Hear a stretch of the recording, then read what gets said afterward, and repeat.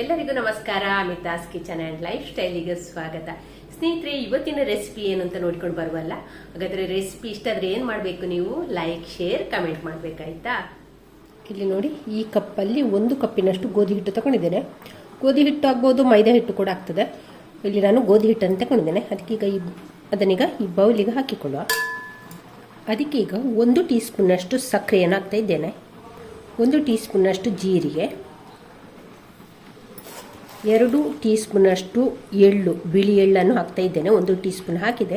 ಇವಾಗ ಇನ್ನೊಂದು tea spoon ಹಾಕ್ತಾ ಇದ್ದೇನೆ. ರುಚಿಗಾಗುವಷ್ಟು ಉಪ್ಪನ್ನು ಕೂಡ ಹಾಕ್ತಾ ಇದ್ದೇನೆ. ಎಲ್ಲವನ್ನು ಕೂಡ ಒಮ್ಮೆ ಚೆನ್ನಾಗಿ ಅಂತೆಯೇ ಮಿಕ್ಸ್ ಮಾಡಿಕೊಳ್ಳುವ. ಒಂದಕ್ಕೊಂದು ಬೆರೆಯೋ ಹಾಗೆ ಚೆನ್ನಾಗಿ ಮಿಕ್ಸ್ ಮಾಡಿಕೊಳ್ಳುವ. ಈಗ ಇಲ್ಲಿ ಎಣ್ಣೆಯನ್ನು ಹಾಕ್ತಿದ್ದೇನೆ. 1-2 ಟೀ ಸ್ಪೂನಷ್ಟು ಎಣ್ಣೆಯನ್ನು ಹಾಕಿ, ಕೊಬ್ಬರಿ ಎಣ್ಣೆಯನ್ನು ಹಾಕ್ತಿದ್ದೇನೆ. ಹಾಕಿ ಒಮ್ಮೆ ಚೆನ್ನಾಗಿ ಮಿಕ್ಸ್ ಮಾಡುವ. ಅಂತೆಯೇ ಕೈಯಲ್ಲಿ ಒಮ್ಮೆ ಚೆನ್ನಾಗಿ ಮಿಕ್ಸ್ ಮಾಡಿಕೊಳ್ಳುವ. ನೋಡಿ, ಈ ರೀತಿ ಮಾಡಿಕೊಂಡಿದ್ದೇನೆ. ಚೆನ್ನಾಗಿ ಮಿಕ್ಸ್ ಆಗಿದೆ. ಇವಾಗ ಇದಕ್ಕೆ ಒಂದು ಸ್ವಲ್ಪ ನೀರು ಹಾಕಿಕೊಂಡು ಹಿಟ್ಟನ್ನು ಗಟ್ಟಿಗೆ ಕಲಸಿಕೊಳ್ಬೇಕು.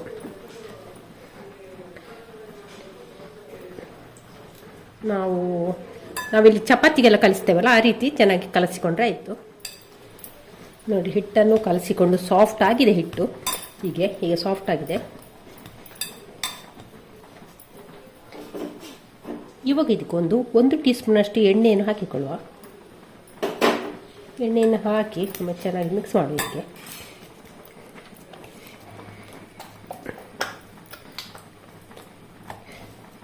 ನೋಡಿ, ಎಣ್ಣೆಯಲ್ಲಿ ಹಾಕಿ ಆಯಿತು. ಇನ್ನು ಇದನ್ನು ಪ್ಲೇಟ್ ಮುಚ್ಚಿ ಒಂದು 15 ನಿಮಿಷ ಇದನ್ನು ನಾವು ಹೀಗೆ ಬಿಡುವ. ಇವಾಗ ಸುಮಾರು 20 ನಿಮಿಷವೇ ಆಯಿತು ಹಿಟ್ಟನ್ನು ಕಲಸಿಟ್ಟು. ಚೆನ್ನಾಗಿ ನಾದಿಕೊಳ್ಳುವ. ಇದನ್ನು ಇನ್ನು ಸಾಫ್ಟಾಗಿ, ಹಿಟ್ಟನ್ನು ಸಾಫ್ಟಾಗಿ ಮಾಡಿಕೊಳ್ಳುವ. ಚೆನ್ನಾಗಿ ನಾದಿಕೊಂಡು ಹಿಟ್ಟನ್ನು ನಾದಿಕೊಂಡು ನೋಡಿ, ಸಾಫ್ಟ್ ಆಗಿದೆ ಹಿಟ್ಟು. ಈ ರೀತಿ ಆಗಿದೆ. ಇವಾಗ ಇದನ್ನು ನಾವು ಚಿಕ್ಕ ಉಂಡೆಯಾಗಿ ಮಾಡುವ. ಸಣ್ಣ ಉಂಡೆ ಅಂದರೆ ಪೂರಿ ಸೈಜ್ ಹಿಟ್ಟನ್ನು ತಗೊಂಡು ಸಣ್ಣ ಉಂಡೆ ಮಾಡಿಕೊಳ್ಳುವ. ಫಸ್ಟಿಗೆಲ್ಲ ಉಂಡೆ ಮಾಡಿ ಇಡುವ. ನೋಡಿ, ಎಷ್ಟು ಸಾಕು, ಸಣ್ಣ ಸೈಜ್. ಫಸ್ಟಿಗೆಲ್ಲ ಉಂಡೆ ಮಾಡಿಕೊಂಡು ಇಟ್ಟರೆ ಆಯಿತು. ಹಿಟ್ಟನ್ನು ನಾದಿಕೊಂಡು ಉಂಡೆ ಮಾಡಿದರೆ ಹೀಗೆ ನಾದಿ ಉಂಡೆ ಮಾಡಿ ಇಟ್ಟುಕೊಂಡ್ರೆ ಆಯಿತು. ಎಲ್ಲವನ್ನು ಕೂಡ ಫಸ್ಟಿಗೆ ಉಂಡೆ ಮಾಡಿ ಇಟ್ಟುಕೊಳ್ಳುವ. ಇಲ್ಲಿ ಹಿಟ್ಟನ್ನೆಲ್ಲ ಈ ರೀತಿ ಉಂಡೆ ಮಾಡಿ ಇಟ್ಕೊಂಡಿದ್ದೇನೆ. ಇನ್ನು ಇದನ್ನು ನಾವು ಇವಾಗ ಇಲ್ಲೊಂದು ಬೌಲ್ ತಗೊಂಡಿದ್ದೇನೆ. ಅದಕ್ಕೀಗ 1-2 ಟೀ ಸ್ಪೂನ್ನಷ್ಟು ಮೈದಾ ಹಿಟ್ಟನ್ನು ಹಾಕಿಕೊಳ್ಳುವ. 2-3 ಟೀ ಸ್ಪೂನಷ್ಟು ಮೈದಾವನ್ನು ಹಾಕಿಕೊಳ್ಳುವ. ಮೈದಾ, ಗೋಧಿ ಹಿಟ್ಟು, ಅಕ್ಕಿ ಹಿಟ್ಟು ಯಾವುದು ಕೂಡ ಆಗ್ತದೆ. ಅದಕ್ಕೀಗ 3 ಟೀ ಸ್ಪೂನಷ್ಟು ಎಣ್ಣೆಯನ್ನು ಕೂಡ ಹಾಕಿಕೊಳ್ಳುವ. ನಾನಿಲ್ಲಿ ಕೊಬ್ಬರಿ ಎಣ್ಣೆಯನ್ನು ಹಾಕಿಕೊಂಡಿದ್ದೇನೆ. ಹಾಕಿ ಒಮ್ಮೆ ಚೆನ್ನಾಗಿ ಮಿಕ್ಸ್ ಮಾಡುವ. ಒಂಥರ ಪೇಸ್ಟ್ ಥರ ಆಗಬೇಕು. ಈ ಥರ ಉಂಟು. ಇದನ್ನೀಗ ಪಕ್ಕಕ್ಕೆ ಇಟ್ಟುಕೊಳ್ಳುವ. ಸ್ವಲ್ಪ ಹಿಟ್ಟನ್ನು ಹಾಕಿಕೊಳ್ಳುವ. ಕಟ್ಟೆ ಕ್ಲೀನ್ ಮಾಡಿ ಇಟ್ಟಿದ್ದೇನೆ. ಅದಕ್ಕೆ ಈಗ ಇವಾಗ ಇಲ್ಲಿ ಈ ಉಂಡೆಯನ್ನು ಇದರಲ್ಲೊಂದು ಸ್ವಲ್ಪ ಹೊರಲಾಡಿಸಿ ಸ್ವಲ್ಪ ಲಟ್ಟಿಕೊಳ್ಳುವ. ಜಾಸ್ತಿ ಹುಡಿ ಬೇಡ, ಸ್ವಲ್ಪ ಹುಡಿ ಸಾಕು. ಒಂದು ಸ್ವಲ್ಪ ಲಟ್ಟಿಸ್ಕೊಳ್ಳುವ. ಪೂರಿ ಅದಕ್ಕೆ ಲಟ್ಟಿಸ್ಕೊಂಡ್ರೆ ಆಯಿತು. ಪೂರಿ ಅದಕ್ಕೆ ಫಸ್ಟಿಗೆಲ್ಲವನ್ನು ಸಹ ಲಟ್ಟಿಸ್ಕೊಂಡು ಇಡುವ.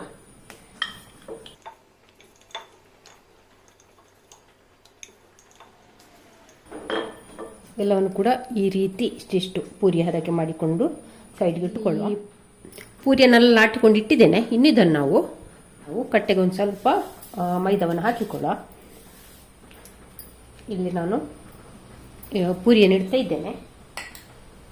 ಇದಕ್ಕೆ ಒಂದು ಸ್ವಲ್ಪ ಅರ್ಧ ಟೀ ಸ್ಪೂನ್ನಷ್ಟು 1 ಟೀ ಸ್ಪೂನಷ್ಟು ಈ ಮೈದಾದ ಪೇಸ್ಟನ್ನು ಹಾಕಿಕೊಳ್ಳುವ. ಇಲ್ಲಿ ಪೂರ್ತಿ ಸವರಿಕೊಂಡ್ರೆ ಆಯಿತು ಸೈಡೆಲ್ಲ.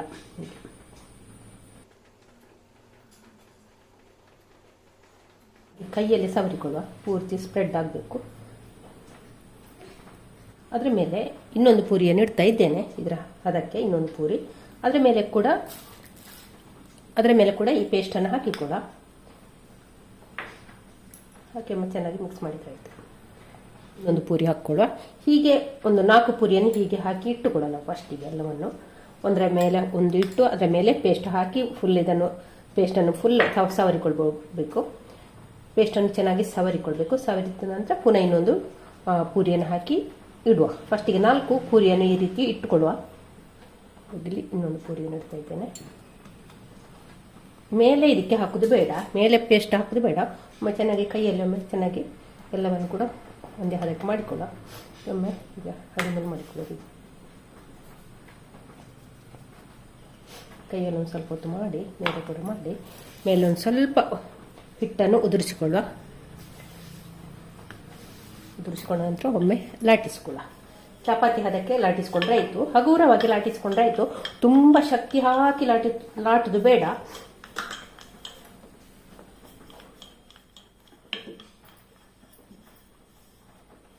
ನೋಡಿ 4 ಪೂರಿಯನ್ನಿಟ್ಟು ಇಷ್ಟು ದೊಡ್ಡ ಚಪಾತಿಯನ್ನಾಗಿ ಮಾಡಿದ್ದೇನೆ. ಇಷ್ಟು ತುಂಬ ತುಂಬ ತೆಳ್ಳಗೆ ಅಲ್ಲ, ಒಂದು ಸ್ವಲ್ಪ ದಪ್ಪ ಉಂಟು. ಈ ರೀತಿ ಮಾಡಿಕೊಂಡಿದ್ದೇನೆ. ತೆಳ್ಳಗಾಗಿ ಲಾಟಿಸ್ಕೊಂಡ್ರೆ ಆಯಿತು. 4 ಪೂರಿ ಇಟ್ಟು ಇಷ್ಟು ದೊಡ್ಡ ಚಪಾತಿ ಮಾಡಿಕೊಂಡಿದ್ದೇನೆ. ನೋಡಿ ಎಷ್ಟು ದೊಡ್ಡಕ್ಕುಂಟು, ಹೀಗೆ ಉಂಟು. ಇನ್ನೊಂದು ಚಪಾತಿಯನ್ನು ಕೂಡ ನಾವು ಫಸ್ಟ್ ಮಾಡಿ ಇಟ್ಟುಕೊಳ್ಳುವ. ಒಂದು ಚಪಾತಿ ಮಾಡಿಕೊಂಡಾಯಿತು. ಇನ್ನು ಉಳಿದ ಹಿಟ್ಟಿಂದ ಇನ್ನೊಂದು ಚಪಾತಿಯನ್ನು ಮಾಡಿ ಇಟ್ಟುಕೊಂಡು ಫಸ್ಟ್. ಇಲ್ಲಿ 2 ಚಪಾತಿಯನ್ನು ಕೂಡ ಲಾಟಿಕೊಂಡಾಯಿತು. ಇದರಲ್ಲಿ 5 ಪೂರಿ ಹಾಕಿ ಲಾಟಿದ್ದೇನೆ. ಒಂದು ಸ್ವಲ್ಪ ದೊಡ್ಡಕ್ಕುಂಟು, ಅದು 4 ಪೂರಿ ಹಾಕಿ ಲಾಟಿದಂಥದ್ದು. ಇನ್ನು ಇದನ್ನು ನಾವು ಕಟ್ ಮಾಡಿಕೊಳ್ಬೇಕು.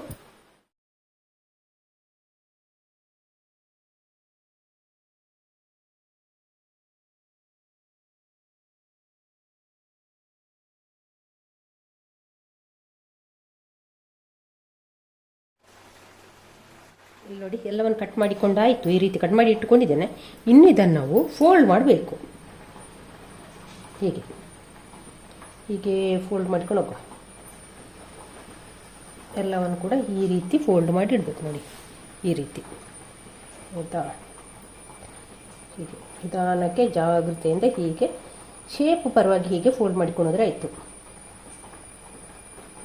ನೋಡಿ ಈ ರೀತಿ ಎಲ್ಲವನ್ನು ಕೂಡ ಫೋಲ್ಡ್ ಮಾಡಿ ಇಟ್ಕೊಂಡು. ನೋಡಿ ಎಲ್ಲವನ್ನು ಈ ರೀತಿ ಮಾಡಿ ಇಟ್ಟುಕೊಂಡಿದ್ದೇನೆ.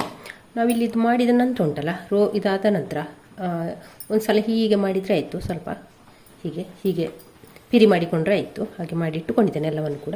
ಇನ್ನು ಇದನ್ನು ನಾವು ಫ್ರೈ ಮಾಡಬೇಕು. ಇವಾಗ ಎಣ್ಣೆ ಕಾದಿದಂತ ಒಂದು ಸ್ವಲ್ಪ ಹಿಟ್ಟನ್ನು ಹಾಕಿ ನೋಡುವ.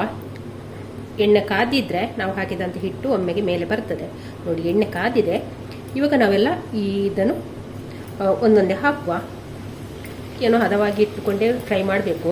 ಅಂದರೆ ನಮಗೆ ಒಳಗಡೆ ಕೂಡ ಚೆನ್ನಾಗಿ ಫ್ರೈ ಆಗಬೇಕಲ್ಲ. ಹಾಗೆ ಬೆಂಕಿ ನಾವು ಹಾಕುವಾಗ ಬೆಂಕಿ ಸ್ವಲ್ಪ ಜಾಸ್ತಿ ಇದೆ, ಆನಂತರ ಕಡಿಮೆ ಮಾಡಿಕೊಂಡು ಹದವಾದ ಬೆಂಕಿಯಲ್ಲಿ ಫ್ರೈ ಮಾಡಿಕೊಂಡ್ರೆ ಆಯಿತು.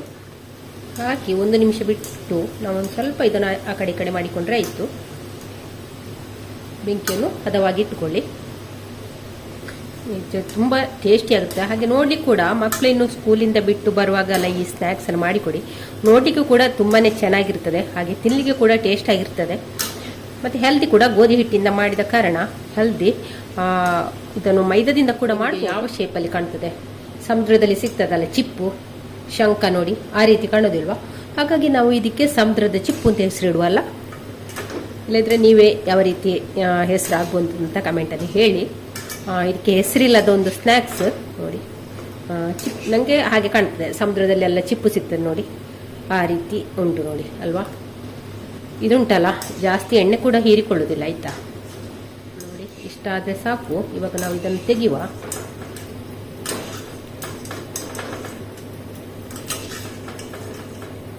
ನೋಡಿ ಈ ಕಲರ್ ಬರುವಾಗ ತೆಗಿಬೇಕು. ಬೆಂಕಿಯನ್ನು ಹದವಾಗಿ ಇಟ್ಕೊಳ್ಬೇಕು, ಕಾಯಿಸಬೇಕು. ಯಾಕೆಂದರೆ ಒಳಗೆ ಕೂಡ ನಮಗೆ ಇದು ಫ್ರೈ ಆಗಬೇಕಲ್ಲ. ಹಾಗಾಗಿ ನೋಡಿ ಇಷ್ಟಾದರೆ ಸಾಕು. ನೋಡಿ ಎಣ್ಣೆ ಕೂಡ ಹೀರಿಕೊಳ್ಳೋದಿಲ್ಲ. ನೋಡಿ ಎಷ್ಟು ಡ್ರೈ ಆಗಿದೆ ಅಲ್ವಾ?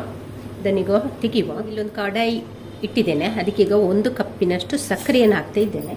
ಅದಕ್ಕೆ ಒಂದು ಸ್ವಲ್ಪ 1/4 ಕಪ್ ನೀರನ್ನು ಸೇರಿಸಿಕೊಳ್ಳುವ. ಕರಗಲಿ. ಇಲ್ಲಿ ನೋಡಿ ಇಷ್ಟು ಚಿಪ್ಪು ಕರೆದಾಯಿತು.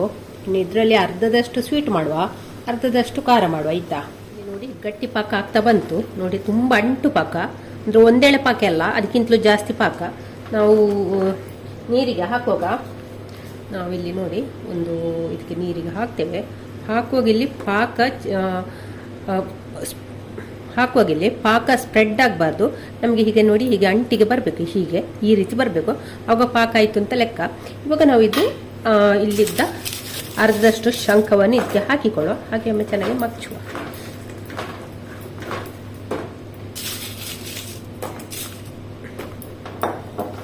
ಮಚ್ಚಿದ್ರೆ ಆಯಿತು. ಹಾಗೆ ಇಲ್ಲಿ ಸ್ಟವನ್ನು ಆಫ್ ಮಾಡಿಕೊಳ್ಳುವ. ಪಾಕ ಆಗಿದೆ ಅಲ್ಲ, ಸ್ಟವ್ ಆಫ್ ಮಾಡುವ. ಚೆನ್ನಾಗಿ ಒಮ್ಮೆ ಮಿಕ್ಸ್ ಕೊಡುವ. ಇದಕ್ಕೆ ಎಲ್ಲದಕ್ಕೆ ಕೂಡ ಸಕ್ಕರೆ ಪಾಕ ಅಂಟಬೇಕು. ಆ ರೀತಿ ಮಿಕ್ಸ್ ಮಾಡಿದರೆ ಆಯಿತು. ಇವಾಗ ಇಲ್ಲಿ ಚೆನ್ನಾಗಿ ಮಿಕ್ಸ್ ಆಗಿದೆ. ಈಗ ನಾನು ಇದನ್ನು ಪಾಕದಿಂದ ತೆಗಿತೇನೆ. ಜಾಸ್ತಿ ಆ ಪಾಕದಲ್ಲಿ ಬಿಡೋದು ಬೇಡ, ತುಂಬ ಜಾಸ್ತಿ ಬೇಡ ನಮಗೆ. ಮತ್ತು ಉಳಿದ ಸಕ್ಕರೆ ಪಾಕ ನಾವು ಬೇರೆ ಏನಾದಕ್ಕಂತೂ ಸ್ವೀಟಿಗೆ ಉಪಯೋಗಿಸ್ಕೊಳ್ಬೋದು ನೋಡಿ. ಇವಾಗ ಇಲ್ಲಿ ಒಂದು ಸ್ವಲ್ಪ ರೆಡ್ ಚಿಲ್ಲಿ ಪೌಡ್ರ್ ಹಾಕ್ತಿದ್ದೇನೆ. ನಾನು ಸ್ವಲ್ಪ ಕ್ವಾಂಟಿಟಿಯಲ್ಲೇ ತಗೊಳ್ಳೋದು, ಸ್ವಲ್ಪ ಕ್ವಾಂಟಿಟಿಯಲ್ಲೇ ಮಾಡಿದ್ದು, ಸ್ವಲ್ಪ ಕ್ವಾಂಟಿಟಿಯಲ್ಲಿ ಖಾರಕ್ಕೆ ತಗೊಂಡಿದ್ದೇನೆ. ಅದು ಸ್ವಲ್ಪ ರೆಡ್ ಚಿಲ್ಲಿ ಪೌಡ್ರು, ಸ್ವಲ್ಪ ಚಾಟ್ ಮಸಾಲ, ಹಾಗೆ ಸ್ವಲ್ಪ ಜೀರಿಗೆ ಪೌಡ್ರನ್ನು ಹಾಕ್ತಿದ್ದೇನೆ. ಹಾಕಿ ಒಮ್ಮೆ ಚೆನ್ನಾಗಿ ಮಿಕ್ಸ್ ಮಾಡುವ. ನಾನಿದ್ದು ನಿಮಗೆ ತೋರಿಸ್ಲಿಕ್ಕೆ ಬೇಕಾಗಿ ಇಷ್ಟು ಸ್ವಲ್ಪ ತಗೊಂಡದ್ದು. ಹಾಗೆ ಇದು ಕೂಡ ಖಾರ ಸ್ವೀಟು ಇಷ್ಟ ಇಲ್ಲದವರು ಖಾರ ಕೂಡ ಮಾಡಿಕೊಳ್ಬೋದು ನೋಡಿ. ಈ ರೀತಿ ಮಾಡಿದರೆ ಸ್ನೇಹಿತರೆ, ಇಲ್ಲೀಗ ನಮ್ಮ ಸ್ವೀಟ್ ಮತ್ತು ಖಾರ ಸ್ನ್ಯಾಕ್ಸ್ ರೆಡಿಯಾಗಿದೆ. ನೀವು ಕೂಡ ಒಂದ್ಸಲ ಟ್ರೈ ಮಾಡಿ. ಹಾಗೆ ಈ ವಿಡಿಯೋ ಇಷ್ಟ ಆದರೆ ಲೈಕ್, ಶೇರ್, ಕಮೆಂಟ್ ಮಾಡಿ.